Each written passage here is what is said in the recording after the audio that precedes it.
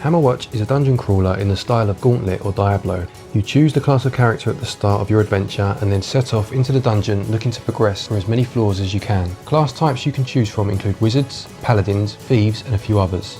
The type of class you choose will also change your gaming experience, as some use ranged weapons and magic whereas others are melee specialists. It means that the game can be played in completely different ways. The controls use a twin stick system, so you move with the left analog stick and aim your character in 8 directions using the right stick. You press ZR to shoot and ZL to perform a special move.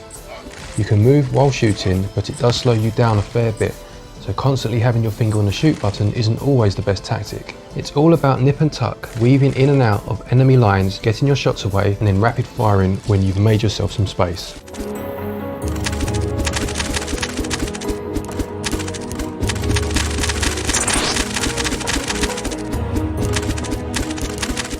The gameplay is a lot of fun. Traversing the levels, looking for loot and defeating enemies is great, and finding the door to the next floor is very rewarding. The game tracks statistics such as enemies defeated, loot grabbed and points scored. Giving you a few ways to measure your current progress adds incentive, but when you play multiplayer and look at the stats, that's where this feature comes into its own. Seeing your bar shooting skywards while your friend's bar dips below is so satisfying. Having a way to make a cooperative game competitive is always an ingenious idea. So what of the multiplayer?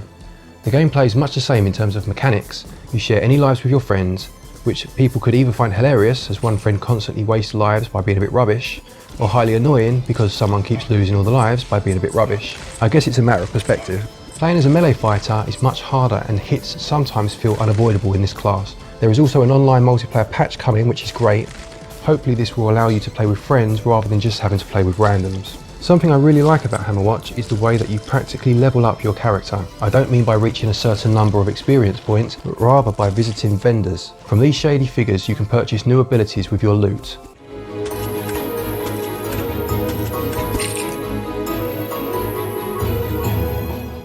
Think of the merchant from Resident Evil 4, only a lot more pixelated and with far fewer first aid sprays and rocket launchers. The abilities you can buy include damage upgrades or combo extenders, and it's a great way to feel as if you are getting stronger as you go along. The game really reminds me of a scenario in a Dungeons and Dragons game, the party making their way through a vast labyrinth, using their wits to survive, all the while getting stronger and gaining new abilities. You can almost hear the dungeon master telling their tale as you creep through the shadows ready for the next battle.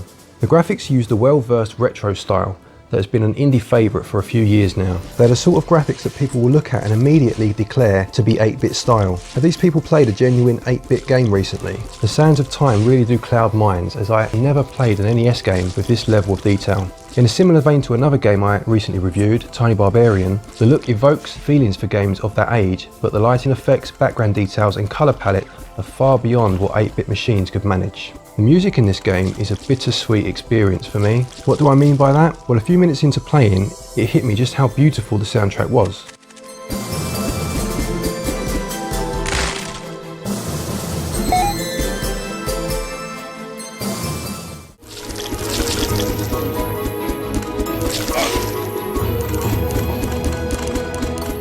It managed to go from stirring to bombastic to genuinely haunting, and then it loops back to the start. The song doesn't finish, it just cuts out.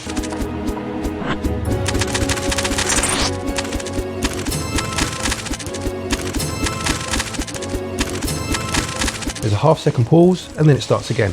I found it so jarring that it pulled me right out of the game for a few seconds. I'm sure some people will not even notice it and it won't be an issue for them at all. The difficulty can be altered at the start of a run and the game saves at certain checkpoints. You can also find extra lives strewn across the dungeon. The game isn't as brutal as similar Switch games such as The Binding of Isaac or Enter the Gungeon. Compared to these two, this game is actually quite forgiving.